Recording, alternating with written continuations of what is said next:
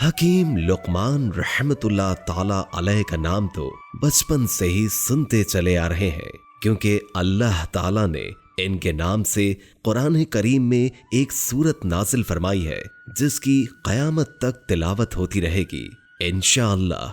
लेकिन बहुत कम लोग इस बात से वाकिफ है कि हजरत हकीम लुकमान कौन थे। अल्लाह ताला ने इनके नसब, खानदान और जमाने के बारे में अपने कलाम में तो कोई जिक्र नहीं किया, लेकिन इनके हकीमाना अक़वाल का जिक्र फरमाया है। ताहम कदीम तारीख इस बात की गवाही देती है कि इस नाम का एक शख्स सरजमीन अरब पर मौजूद था। अलबत्ता उनकी शख्सियत और नसब के बारे में इख्तिलाफ पाया जाता है। एक रिवायत के मुताबिक वो हजरत अय्यूब अलैहिस्सलाम के भांजे या खालाजाद भाई, जबकि दूसरी रिवायत से हजरत दाऊद अलैहिस्सलाम के हम असर मालूम होते हैं।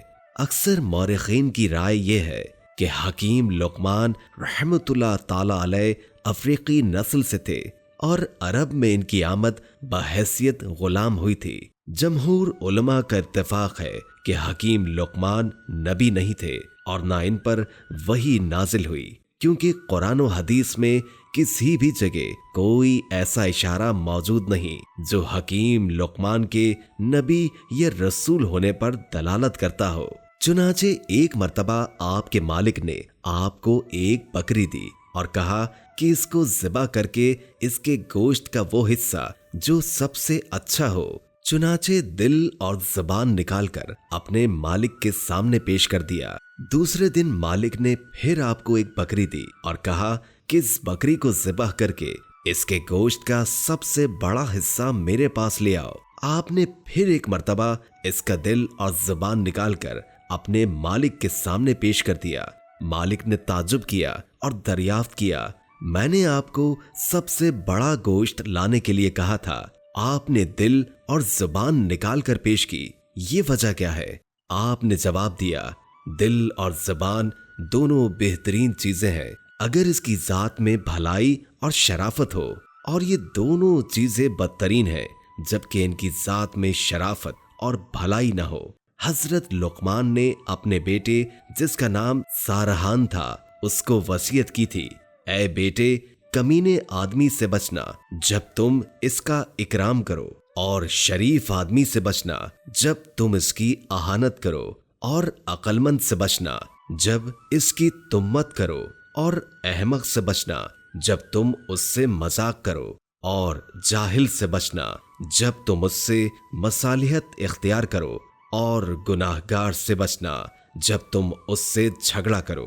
बेटे, तीनों चीजें काबिल तहसीन हैं। किसी शख्स को उसकी गैर मौजूदगी में उसकी भलाई से याद करना, भाइयों का बोझ उठाना, मुखलिसी में दोस्त की मदद करना, अलबत्ता गुस्सा करना जुनूनियत है, और इसके आखिर में नदामत और शर्मिंदगी है। बेटा, तीन चीजें ऐसी हैं जिनमें हिदायत मुज़मिर है। अपने खैर खा से मशवरा तलब करना, दुश्मन और हासिद के साथ खैर खाही से पेश आना, हर एक के साथ मोहब्बत से पेश आना। धोखा खाने वाला वो शख्स है जो इन तीन चीजों पर भरोसा करे, वो शख्स जो बगैर किसी देखे की तस्दीक करता हो। अगर तो चाहे हिकमत और दानाई से कुव्वत हासिल करे तो औरतों को अपनी जान का मालिक न बनाना, क्योंकि औरत की जात ऐसी जंग है जिससे सुलह नामुमकिन है। औरत की खासियत यह है कि अगर वो तुझसे मोहब्बत करने लगे तो तुझको खा जाए, और अगर तुमसे बुग़्ज़ रखे तो तुमको हलाक कर दे। ऐ मेरे बेटे, चट्टान, लोहे और हर भारी चीज को उठाया है, लेकिन मैंने कड़वी से ज्यादा बोझल किसी चीज को नहीं पाया। बेटे, झूठ से परहेज करो, क्योंकि ये चिड़िया के गोश्त की मानन इंतहाई मरगूब है। थोड़ा सा झूठ भी इंसान को जला देता है। बेटे, जनाजों में शिरकत किया करो और शादी की तकरीबात में शिरकत से परहेज किया करो, क्योंकि जनाजों की शिरकत तुझे आखिरत की याद दिलाएगी और शादियों में शिरकत दुनिया की ख्वाहिशात को जन्म देगी। पेट भर अगर खाना खाओ तो दोबारा खाना मत खाना, क्योंकि इस सूरत में कुत्तों को डाल देना बेहतर है।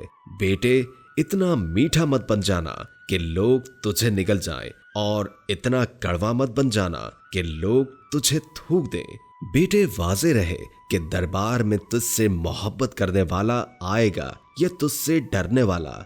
बस जो डरने वाला हो उसे अपने करीब बिठाना, उसके चेहरे पर नजर रखो और उसके पीछे से इशारे को खुद से बचाओ। बेटे, हसद से बचते रहो, क्योंकि हसद दीन को बिगाड़ देता है और नफ्स को कमजोर कर देता है और आखिर इंसान को नदामत का सामना करना पड़ता है। ऐ बेटे, अगर किसी गवर्नर की खिदमत करने का मौका मिले तो उसके पास किसी की चुगली मत करना, क्योंकि इससे इसके दिल में तुम्हारे लिए नफरत पैदा हो जाएगी और वो तुम्हें हर वक्त चौकीदारी में रखेगा और किसी हाल में तुम्हें नजरअंदाज नहीं करेगा।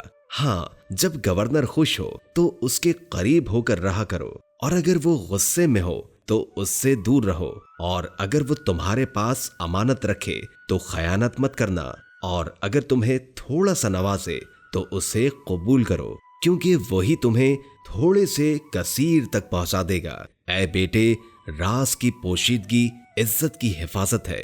हजरत लुकमान सारी जिंदगी इल्म राज शहर में रहे और एक ऐसी जगह तदफीन हुई जहां पर 70 अंबिया कराम मदफून हैं। बनी इसराइल के एक बादशाह ने अंबिया का मुहासरा कर लिया था और खाने पीने की अशिया को रोक दिया था, और इस प्यास की वजह से उनकी मौत वाक़ई हो गई थी। हजरत लुकमान की अपने बेटे को एक और अहम नसीहत, अपनी आवाज आहिस्ता रखो। आहिस्ता आवाज रखने से मुराद ये नहीं कि इंसान इतना आहिस्ता बोले कि सुनने वाले को दिक्कत पेश आए, बल्कि मुराद ये है कि जिनको सुनना मकसूद है उन तक आवाज वजाहत के साथ पहुंच जाए। लेकिन इससे ज्यादा चीख चीख कर बोलना इंसानी आदाब के खिलाफ है। गर्जे कि हमें उतनी ही आवाज बुलंद करनी चाहिए जितनी उनके मुखातिबों को सुनने और समझने के लिए जरूरी है। बेशक सबसे बुरी आवाज गधे की आवाज है। आखिर में आदाब मुआशरत से मुतालिक 4 नसीहतें जिक्र की गईं। अव्वल, लोगों से गुफ्तगू और मुलाकात में मुतकब्बिराना अंदाज से रुख फेर कर बात करने से मना किया गया। दूसरे, जमीन पर अकड़कर चलने से मना किया गया। तीसरे, दरमियानी रफ्तार से चलने की हिदायत की गई। चौथे, बहुत जोर से शोर मचाकर बोलने से मना किया गया। इन तमाम ही नसीहतों का खुलासा ये है कि हर वक्त हम दूसरों का ख्याल रखें। किसी शख्स को भी, खा वो मुसलमान हो या काफर, हम उसको जानते हो या ना जानते हो, लेकिन हमारी तरफ से कोई तकलीफ किसी भी बशर को नहीं पहुंचनी चाहिए, मगर हम इन उमूर में कोताही से काम लेते हैं। हालांकि इन उमूर का ताल्लुक हुकूकुल इबाद से है और हुकूकुल इबाद में हक तलफी इंसान के बड़े बड़े नेक आमाल को खत्म कर देगी। लिहाजा हमें चाहिए कि हम हकीम लुकमान रहमतुल्लाह ताला अलैह की इन कीमती नसीहतों पर अमल करके एक अच्छे माशरे की तश्कील दें।